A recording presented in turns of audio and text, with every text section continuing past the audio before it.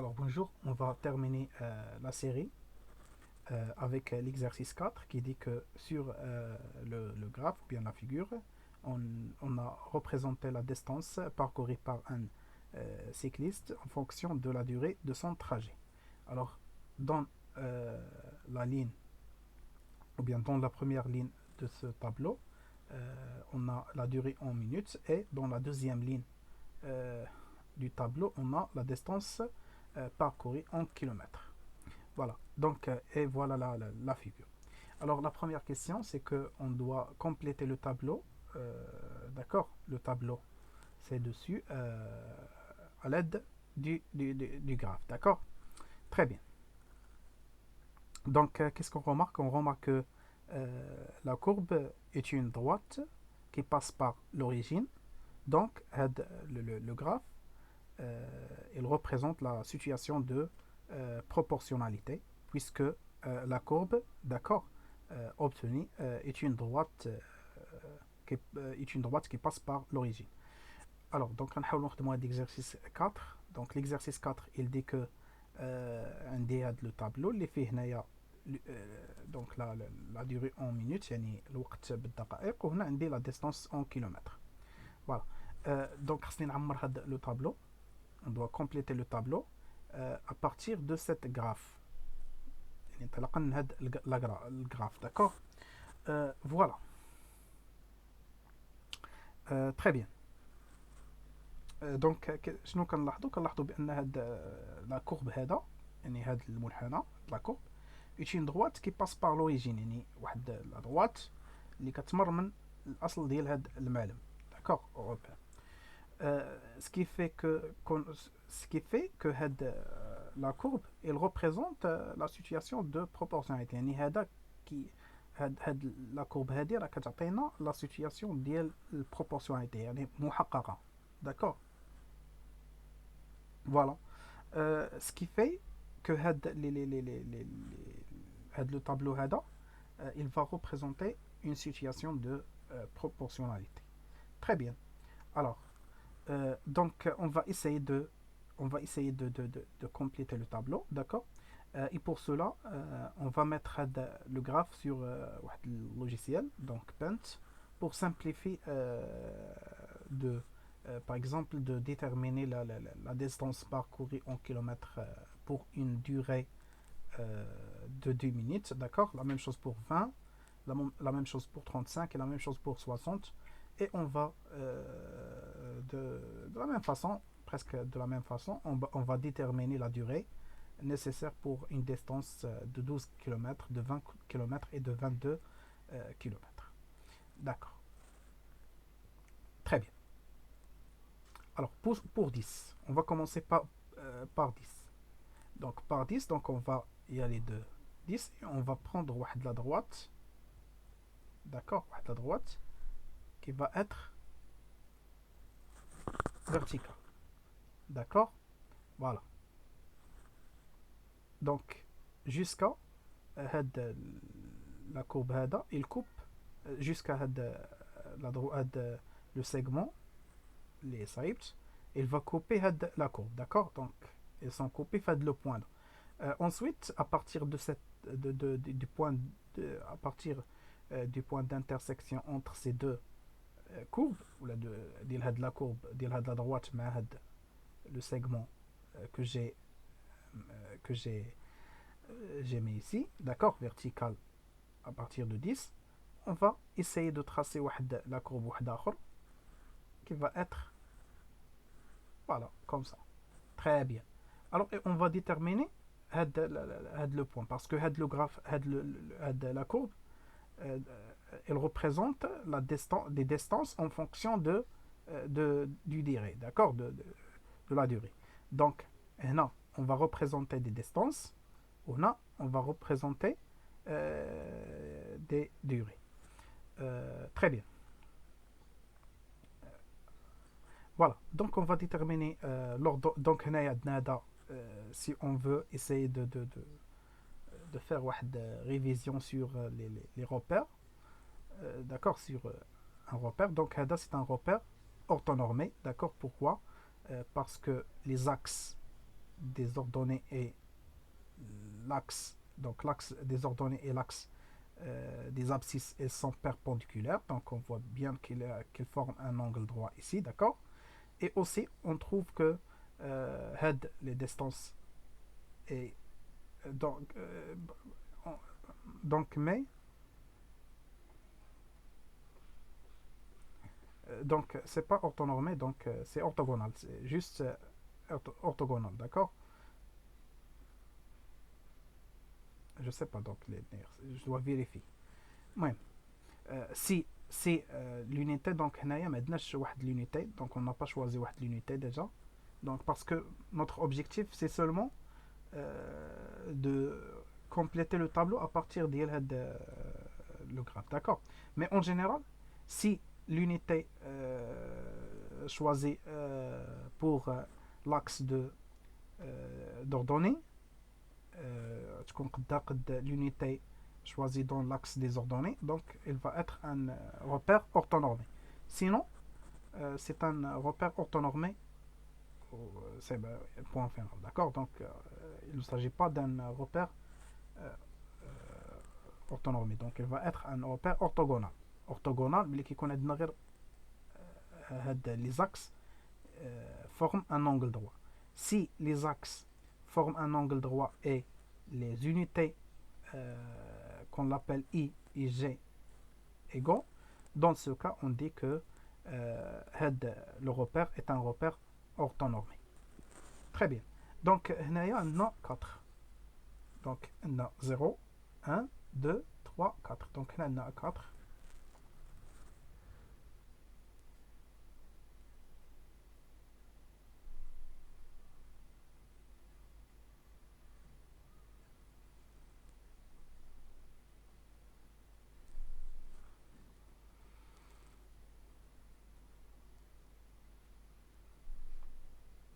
Voilà. Donc, pour 10 est égal à 4, donc on va essayer de mettre ici 4. Donc,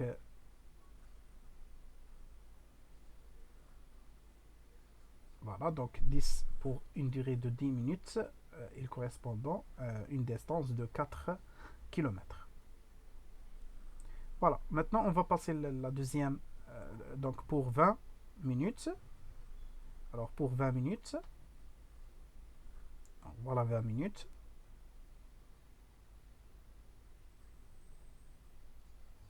Donc, elle correspond à combien? Donc, ici 6, 7, donc c'est 8.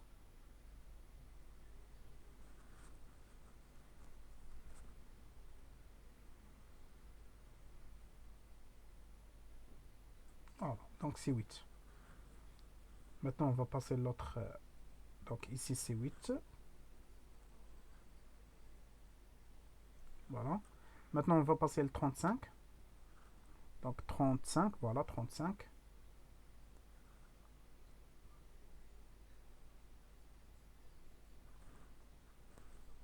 Voilà. On va faire la même chose. C'est comme ça qu'on doit déterminer les distances à partir du durée. D'accord. À partir du temps. D'accord. Alors 12, 13, 14. Donc ici c'est 14.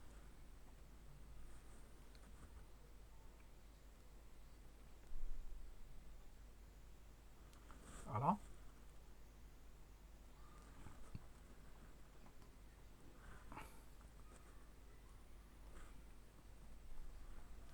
Voilà. Et pour 60,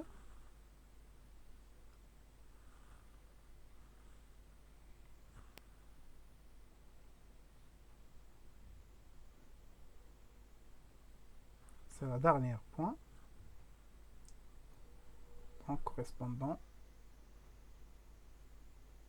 Donc c'est 24, 18, 19, 20, 21, 22, 23, 24. Donc ici c'est 24.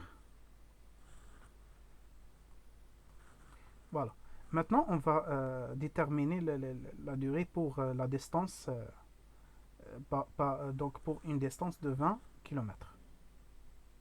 Alors 20 km, donc on a 18, 19, 20. Donc, voilà. Donc pour 20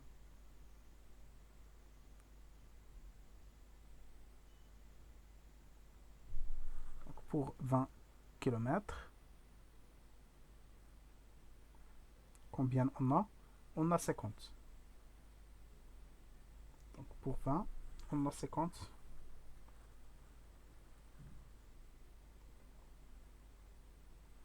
Voilà. Maintenant, on va passer le 12. Donc pour 12,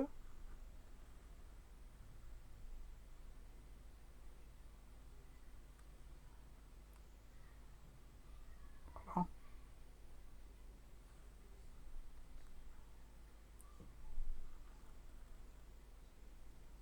Alors pour 12, on a 30.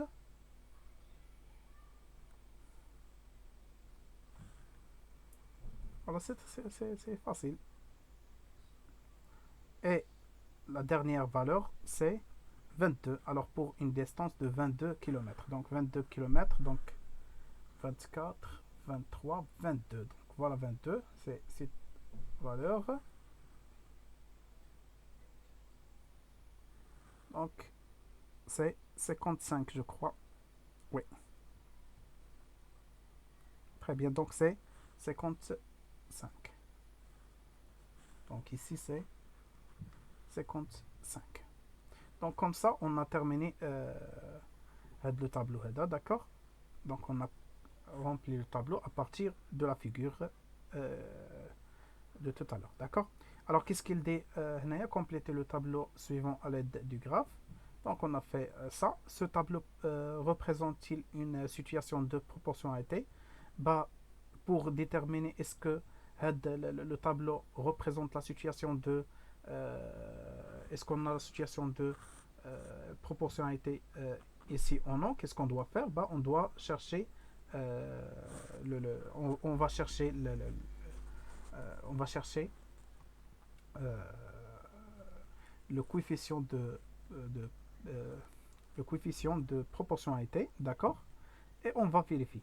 Donc ici, si on va diviser par exemple 50 par 20, si on, donc il y a le coefficient, donc on va l'appeler C,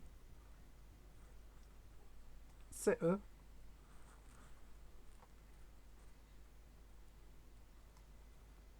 donc le coefficient, d'accord, ou la CP, donc coefficient de proportionnalité égale, on va mettre, donc, on va calculer, donc,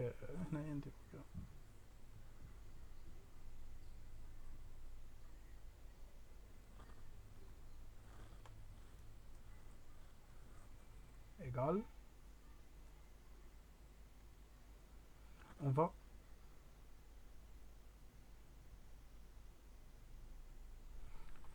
10 sur 4, on va diviser 10 par 4, on a 10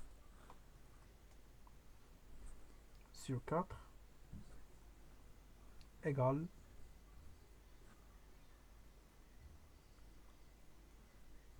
20 sur 8. On va vérifier est-ce qu'on a la situation de proportionnalité ou non. Donc 20 sur 8 égale 30 sur 12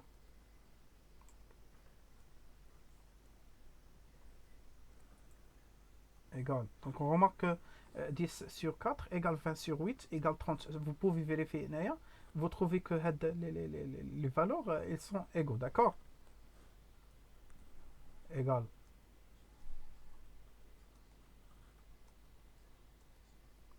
35 sur 14, 35 sur 14 égale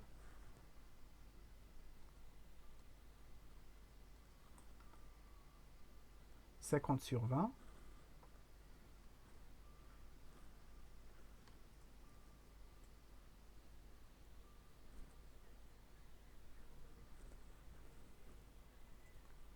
égale 55 sur 24 égale 60, pardon, égale 60 sur 28, qui est égal. Alors si on va diviser 10 par 4, ou bien 60 par 28, on trouve 2,5. Voilà, donc je vais vérifier. Donc,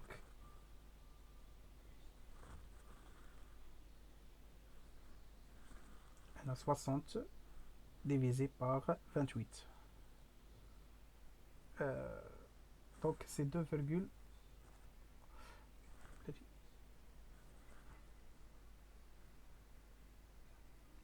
non, pardon, j'ai fait l'erreur. Donc on a 35 sur 14, 50 sur 20, voilà, 55 sur 22, 55 sur 22 ici, pardon, ou 60 sur 24. Voilà. Donc si on va diviser 60 par 24, on trouve 2,5. Si on divise 55 par 22, c'est 2,5. Si on va diviser 50 par 20, donc le quotient de 50 par 20, c'est 2,5. La même chose pour 35 par 14, c'est la même chose. 30. Donc maintenant j'ai fait la vérification, d'accord. 30 divisé par 12, c'est 2,5. 20 divisé par 8, donc c'est 2,5. 10 divisé par 4, donc c'est 2,5. Donc l'équation donc on a la situation de donc voilà. Donc puisqu'on a puis, là on a juste on a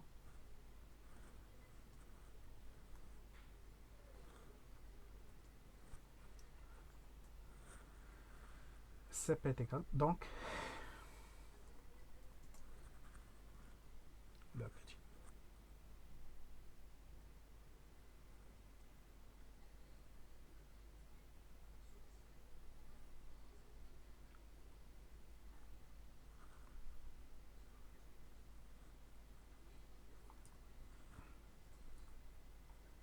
Donc deuxième question.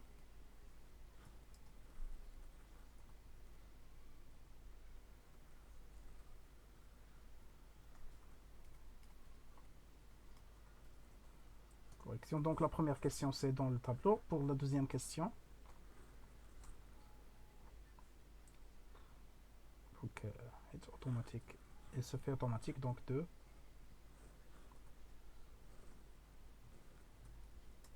Voilà. Donc pour la deuxième question, on a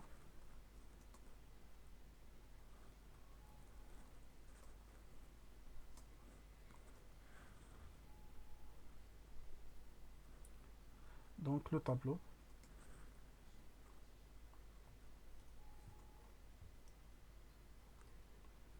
Le tableau est un tableau.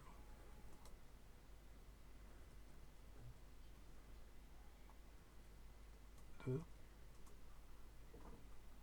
là, c'est un tableau qui représente. Donc le tableau est un tableau qui représente la situation de proportionnalité. Donc voilà. Le tableau représente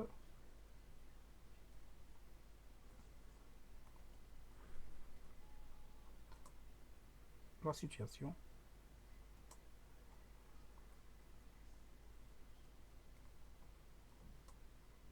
de proportionnalité.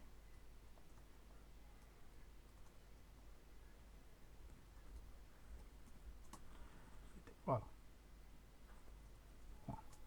Alors comme ça on a terminé de la série AD. D'accord. Donc je vais vous faire la correction d'une autre série. D'accord. Donc demain je vais travailler avec première année. je vais essayer donc le lendemain on va travailler les leçons واحدة أخرين. D'accord, merci.